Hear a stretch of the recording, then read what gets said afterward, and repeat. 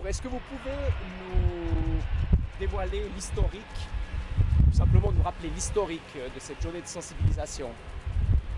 En fait, c'est à l'initiative d'un assureur, Allianz, de la Chambre de commerce et d'industrie de Genève et du TCS, que nous avons trouvé une communauté d'intérêt pour réussir à motiver les entreprises, et en l'occurrence les chauffeurs-livreurs de ces entreprises, afin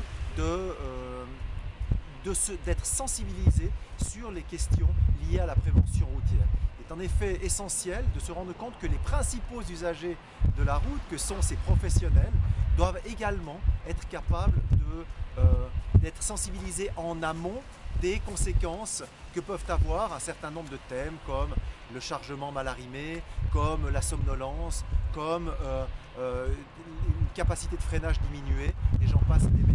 C'est précisément l'intérêt de cette journée que de sensibiliser les principaux intéressés, à savoir ces chauffeurs professionnels, de l'importance d'être en pleine forme quand ils sont au volant.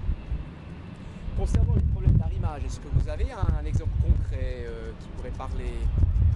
Oh, il y a quantité d'exemples. On pourrait par exemple citer celui d'un transporteur de journaux ou de magazines. Il faut être conscient que le papier, ça pèse, et que si le chargement d'un véhicule, même d'une fourgonnette, est mal arrimé ou qu'il n'est pas amené au fond de la cabine, eh bien, en cas de freinage brutal, voire de touchette même légère, cet arrimage peut se transformer en projectile qui pèse plusieurs tonnes, avec des conséquences dramatiques tant pour le chauffeur lui-même que pour les gens autour.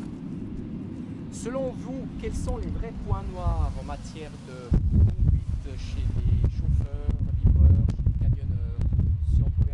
Si vous deviez identifier vraiment les gros problèmes qui existent et qui méritent justement ces cours de prévention et de sensibilisation.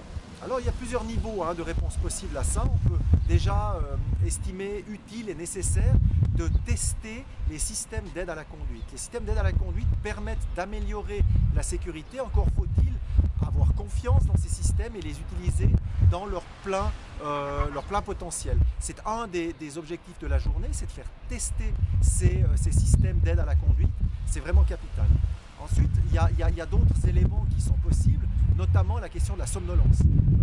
On se rend compte que des personnes qui ont potentiellement un mauvais sommeil, une mauvaise nuit de réparation, notamment à cause d'apnée du sommeil qu'ils pourraient avoir, peuvent se retrouver en état de somnolence au volant, avec les conséquences d'inattention, voire d'endormissement que ça peut poser. Cet élément-là est particulièrement risqué. C'est la raison pour laquelle un des postes de la journée est prévu en collaboration avec la Ligue pulmonaire, qui fait prendre conscience et qui démontre comment peut se passer ou se détecter de l'apnée du sommeil.